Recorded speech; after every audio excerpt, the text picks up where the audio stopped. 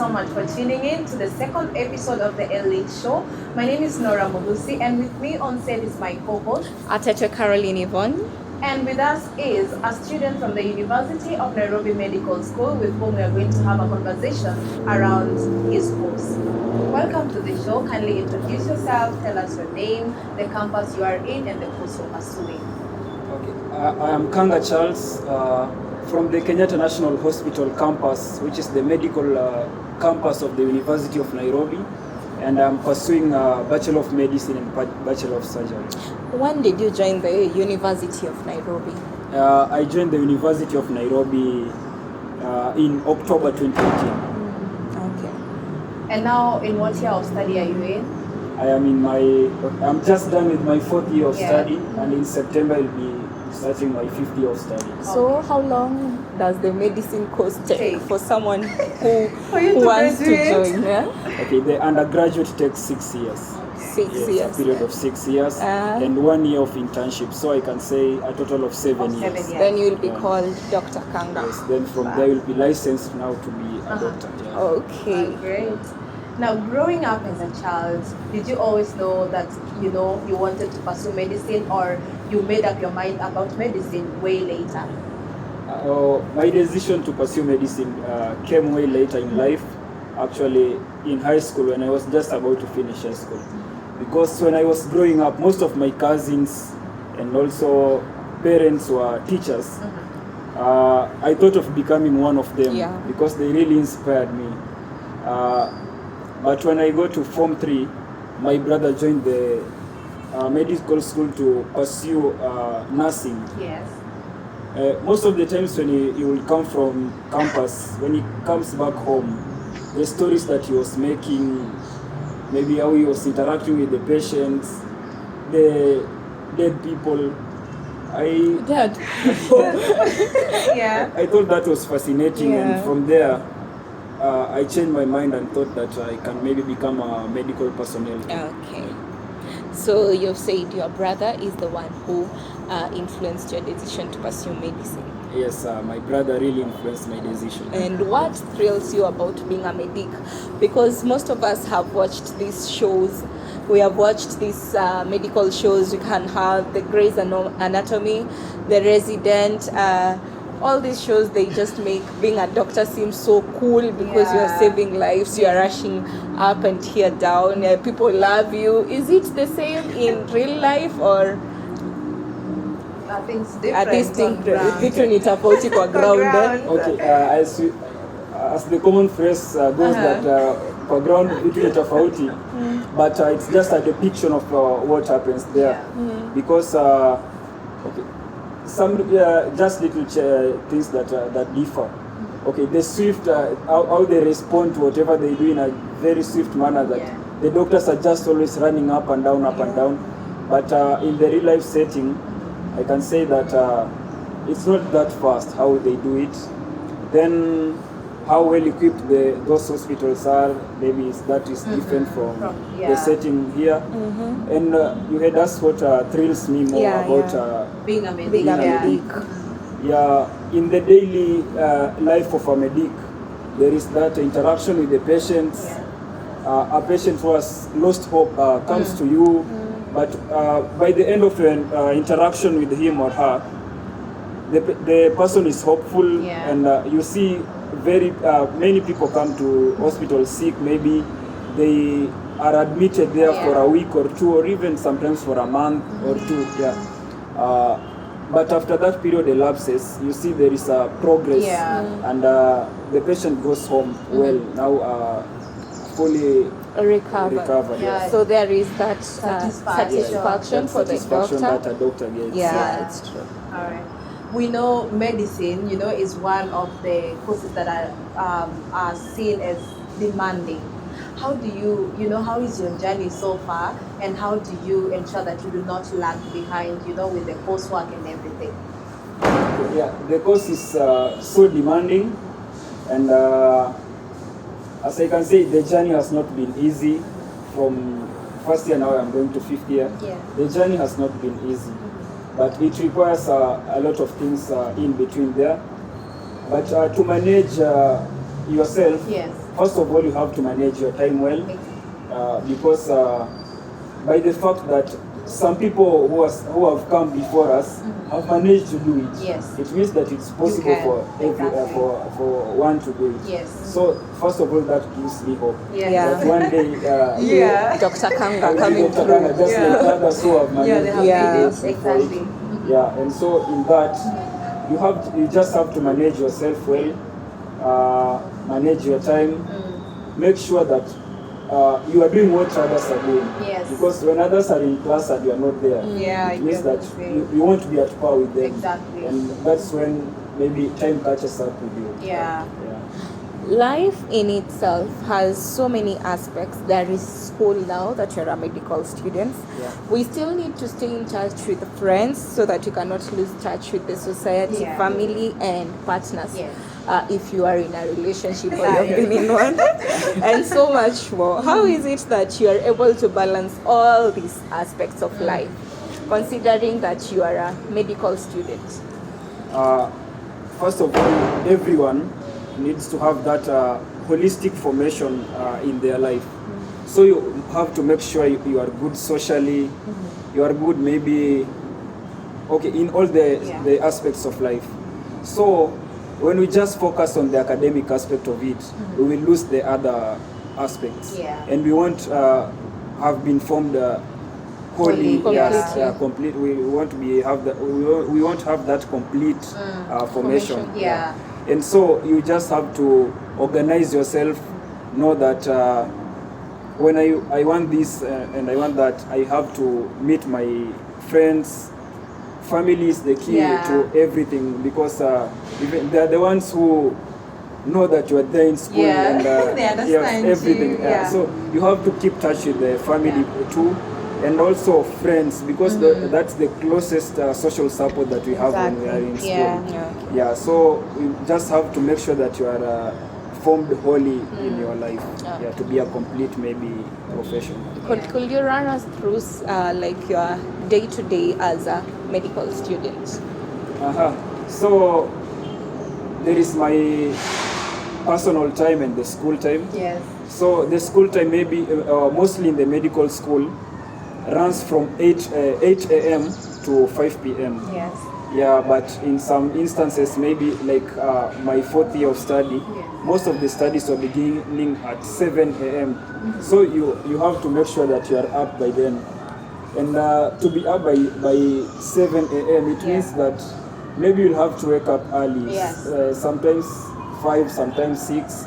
Prepare yourself, make sure that you already know something that is going to be taught maybe. So that by the time the lecturer is teaching, you have some background information Of on what is happening. Yeah, so mostly from 8 to 5 p.m. is schoolwork, and in the medical school balancing the classwork and the ward works. Yeah, but then after the 5 p.m., most of the times I will go relax up to maybe 7. Make sure I take my supper from that 7 to maybe 8. Yeah, then from there, do some personal studies, recapping on whatever has been done for the whole day. Take about 2 hours. Then after there, of course, you in the medical school without group work, it becomes so hard to, because the knowledge is so vast. So you have to listen to know what the other person has done. You maybe you compare yourselves, you like that, and so take about an hour, and by 11 I can say that my day is over. Okay. Yeah. And there are some people maybe you joined with in first year in the medical school, and they are not with you anymore. Do you feel like sometimes this overwhelms you and you are like, it's too much. Is it really worth it? And then what inspires you during those moments? Sometimes, I can say most of the times, because the people that we leave behind or who drop out are our close friends. Yes. So you see that maybe 2 or 3 of your close friends have already left the medical school, or maybe they didn't satisfy the board and they were asked to have a retake. So most of the times it's heartbreaking, but you see, your focus when you came to medical school was that one day you become a doctor. Yeah. So you should keep that hope and the fire burning that after this period of time, I have to become a doctor. A doctor, yeah. So that's what keeps us going, and the fact that others who have come before us have managed to do it. So you will also do it. You will. It's encouraging. Medicine has very, many specializations. It's very nuanced. Could you please mention a few and also tell us the one that really you want to focus on? Yeah, okay. So medicine in itself for undergraduate studies takes 6 years. Yeah, the current system that we are using, 6 years. Yeah. Then after that you have to do 1 year of internship. Yes. Yeah, so it will be around 7 years of undergraduate studies. Then after there, when you want to do your masters, that's when you have to specialize and do a specific thing. Yeah. Okay. So these specializations include maybe pediatrics. I know most of you. Yeah, we know that. Yeah, Mm-hmm. obstetrics and gynecology. Yeah, then we have plastic and reconstructive surgery. Yeah. Orthopedic surgery.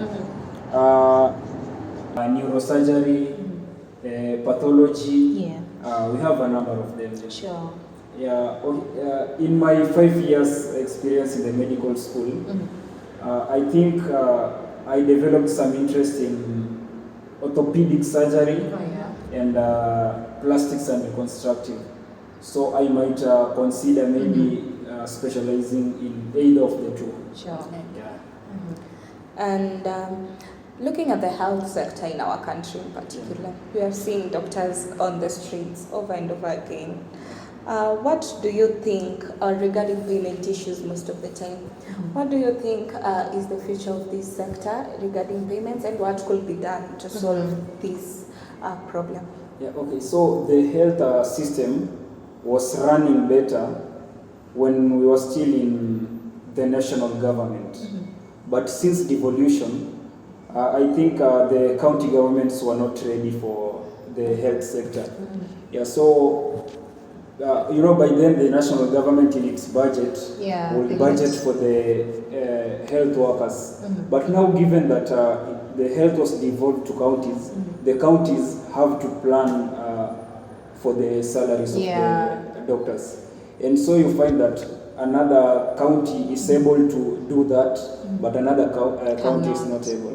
Yeah, so that brings the disparities in the maybe payment issues. Yeah. But even with the national government currently, because the interns should receive their pay from the national government. Yes. But the medical officer interns, the current medical officer interns, have not been paid for around 2 or 3 months, and they were having they were planning for a demonstration, a peaceful one. But the union, the KMPDU, tried to negotiate with the government, and they were assured that on 19th of May, of this May, which is just this week, this week, they will receive their pay. Okay. So, but when that doesn't happen, it means they will go for demonstrations. So I can just say that the country should maybe plan its budget well, and know that because health is one of the important sectors, they have to cater for the healthcare workers.